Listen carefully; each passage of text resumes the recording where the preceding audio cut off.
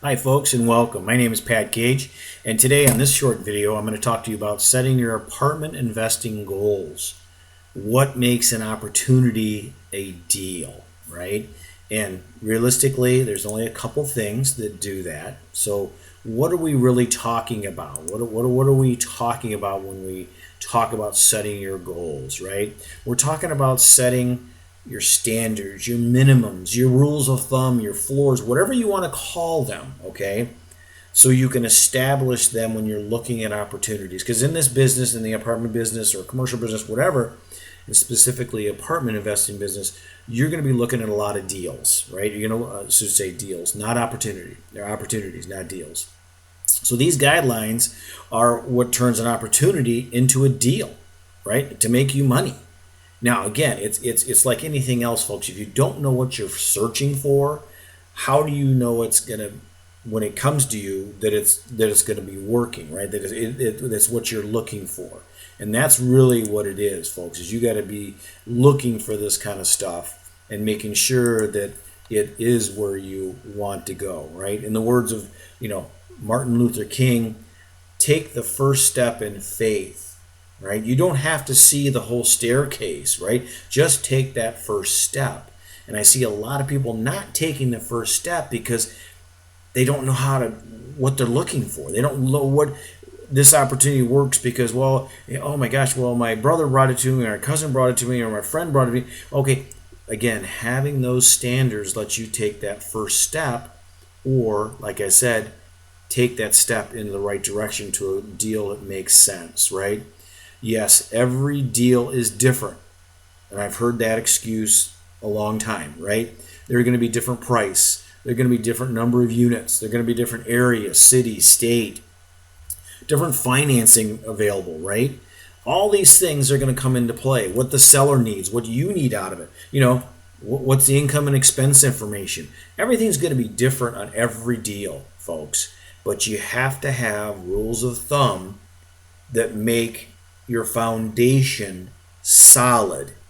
So the price doesn't matter. The number of units doesn't matter. The area doesn't matter. That's what you got to look at, folks.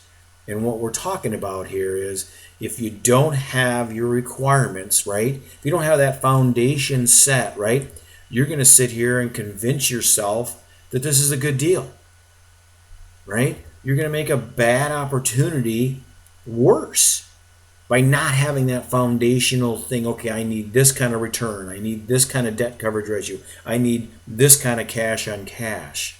You're also going to get, and I've had this, analysis paralysis. You're going to analyze this thing for weeks and months, and it's going to be sold, and then you're going to, oh my God, lament. You got to have a foundation, right? You're also going to think, and this is another dangerous spot, think that this real estate doesn't work. I can tell you, folks, it does work. And it's been working for generations, for decades. It does work. But every successful person has a foundational bias, foundational rules of thumb to go to, right? They know when an opportunity is a deal. You have to establish those as well. Think that you are the problem. Oh my God, I'm wrong. I'm doing no, folks. It's not. Again, this one here I've seen many times. Think that this asset class doesn't work. Apartments don't work, so I'm going to go try self-storage, or I'm going to go do mobile home parks, or I'm going to do investing in billboards, whatever. And the people I see that jump around to those are still, again, don't have that foundation set that they know what an opportunity turns into a deal. Or worse yet, folks, you quit. You just absolutely give up and say, you know what, I'm done. I don't want you to be that, okay? And that's why I'm making this video for you, okay? So what to do, right? First of all, set up the rules of thumb. I'm going to give you a quick Holy Trinity here in a minute. Set up those rules of thumb.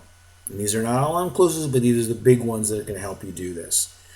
And use those rules of thumb as you look at opportunities. Don't just print them out and put them on the wall and ignore them. These are going to guide you and tell you that, hey, this opportunity is a deal. I can make this work. And then what that does is gives you a story that you can tell your investors on why they need to invest with you. And also, folks, do not be afraid.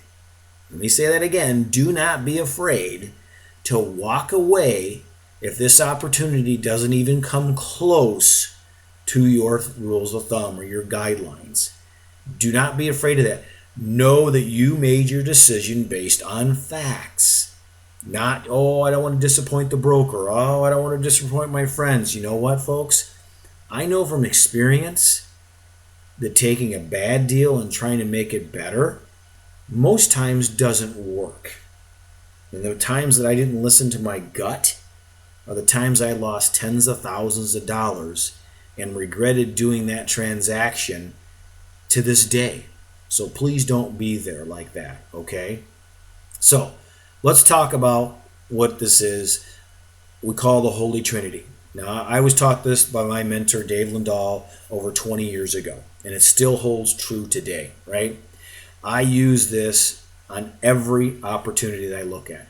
And again, the Holy Trinity are just three things that I use as a stool to say, okay, does this set my foundation? Once you have these set as your foundation, it'll help you with your other opportunities or the other numbers in the opportunity evaluation.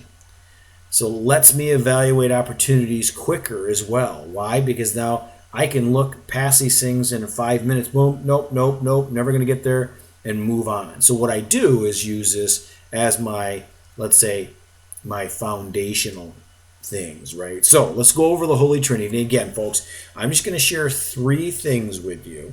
And this, again, is not all inclusive. This is the Holy Trinity as taught from me by Dave Lindahl. So let's say cash on cash return. And again, I'm not going to define what these are.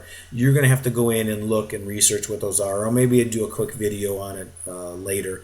But your cash on cash return is 11%, because you need to have enough cash coming off the deal to pay you and other investors or your partners, right?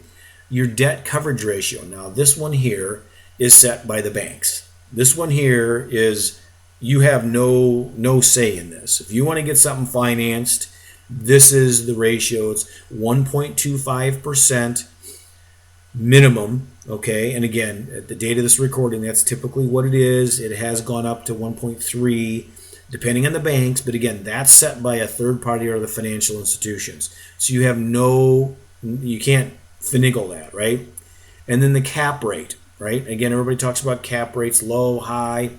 You want to look for cap rates 6.5 to 7 or greater, right? You obviously get a 10 cap, that means your 10 thing, but the amount of risk in a 10 cap goes up extremely high. And by the end of year one, you want to be an 8% or greater, okay?